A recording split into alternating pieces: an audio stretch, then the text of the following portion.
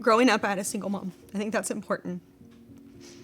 Just because I learned early on that you do things yourself. You rely on yourself.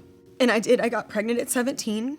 I had my daughter, and she is and was amazing.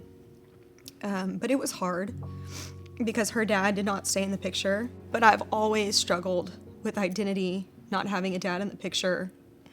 And through that, I think just perversion and a desire to have acceptance from men played a big role in my life from an early age. I guess a year after having Macy, I got in a relationship with someone new that I thought was a really good relationship. I ended up getting pregnant and then finding out in the mix of all of it, it might have been a little bit before, a little bit after, that he was actually with someone himself. And long story short, I kind of weighed my options there.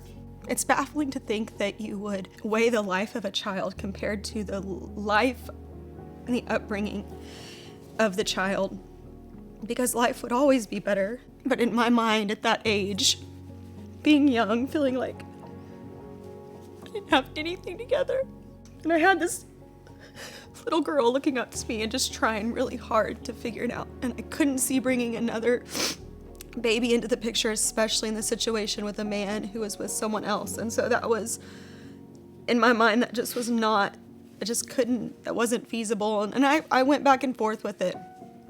But I had support at home from my mom and family that, everyone said, it's just easier. Just get an abortion. You'll just move on. And that's what's best for you, and that's what's best for Macy. And so I believe that lie. I know that's a lie now because it's not that easy. 2 months later, I met Cameron, and he was another really great guy. Found out 2 months later I was pregnant again. And that was incredibly hard because you go through the whole process and you're like, okay, here I am. Just did this. And I think at that time I was just so closed off and shut down. I didn't know Jesus. I wasn't walking with the Lord. And I just heard that same lie, like it will just be easier. You take a pill and you don't have to think about it. And then y'all can really see if you like each other.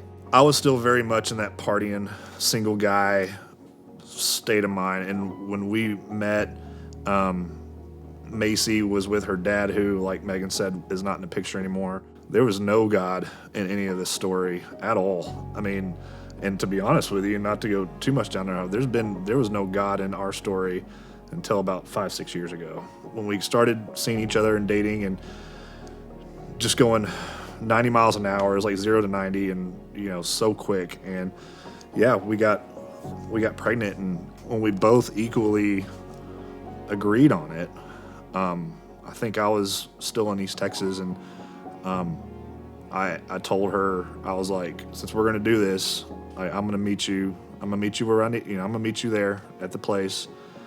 I want to be there with you, and I'm going to pay. I didn't understand the complexity of it because my whole life I had been told it's just a choice. It's just a quick little, it's just a small decision. You'll move on. You'll never think about it again. And I didn't understand the complexity of the situation. I remember it was like, remember it was like yesterday. It was $350. $350. I swiped a credit card and got a receipt, like a purchase. As we stayed together, because we did stay together. We ended up getting engaged pretty quickly. And I still went to church here and there a little bit. But again, when things got bad, I found a MOPS group and started going to MOPS. And that, in my opinion, changed my faith journey. I met Jesus for the first time. I laugh internally a little bit because of, like I said, that knowing and that the father needs to be the leader, but at the same time, for my entire marriage, for my entire relationship, from the moment that I met Megan and Macy to where we had Addie, I was not leading. My girls were leading the family. But I recall coming home from boot camp the first time and sitting down with them, and her and Macy, I think Addie was still a little young at the time, but just her and Macy. And well, first I said, I'm sorry. I want to apologize for not leading you like I should have been leading you the last, I think at the time, 11 years. And I want to thank y'all for leading this family when I couldn't. When this last women's retreat, I always, when I see Jesus during worship, or when I feel like I'm with the Lord, I always go to this fire, and there's this campfire, and I always sit with Jesus. And they played this song, the Purify, during the retreat, or the released. I heard that song, and I'm praying, and I'm seeing God, and so many times I remember hearing, take off the dirty clothes and put on the white robes. And I thought in that moment, because they had mentioned on stage, ask Jesus, have a conversation, ask Jesus, and let him speak to you. And so I said, okay. And I said, God, why do we keep coming back here? And he said, because you keep taking the clothes off, but I'm waiting for you to burn them. But in that moment, I realized that's true. He's already forgiven me. He's already given me these clean linen. And I'm purified. I don't have to carry that anymore. If you're somebody, and it may not be an abortion, it may be something else, but if there's something that you're still carrying that you just think is too bad or too deep, that's just a lie. God's already clothed you in new clothes. He's just waiting for you to burn them. And I think what really did it for me, from a freedom standpoint, was there was a series about this stuff, this hard to talk about stuff, a couple years ago. I had shared our story to some degree with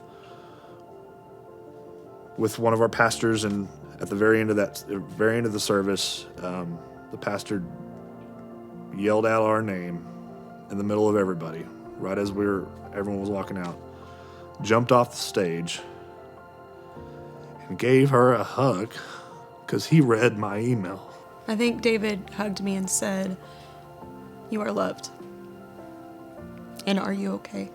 Because I think the sermon was about abortion. Mm-hmm. And I think it was as simple as that, is living so long in that lie that my feelings didn't matter because I did it to myself.